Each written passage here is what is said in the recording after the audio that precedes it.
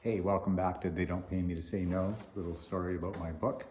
And in props, we're lucky we get to phone the actors in prep to talk to them about their props for a movie. And about 6 months before open range, I had a chance to talk to Christopher Plummer, which went horribly wrong because the office told me to call him and he did not want the call.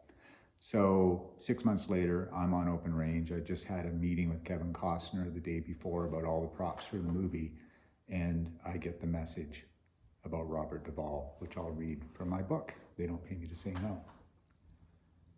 The day after my meeting with Kevin, I got a message that Robert Duvall wanted me to call him about his props. Suddenly I got the cold chill of the dreaded Christopher Plummer call. I was about to call Augustus McCrae from Lonesome Dove, Boo Radley from To Kill a Mockingbird, Lucky Ned Pepper from True Grit, Tom Kagan from The Godfather, and Lieutenant Colonel Kilgore from Apocalypse Now.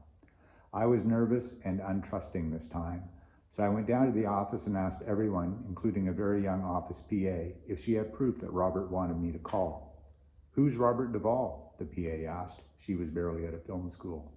I finally realized it was a legitimate request, so I sat and stared at his phone number for what felt like an hour before I dialed. When Robert answered the phone, the professional side of my brain kicked in, and we jumped into some character prop ideas I had. One of the biggest ideas came from my meeting with Kevin. The script had Robert using a Remington 1858 revolver.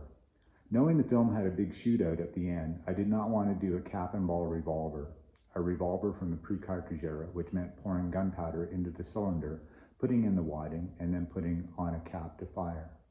Like Clint's Star 44 in Unforgiven, the Remington was not user-friendly for a quick reload. In my meeting with Kevin, I asked if it would be okay to change it to a Remington 1875 Outlaw. Kevin said that was fine if Robert agreed.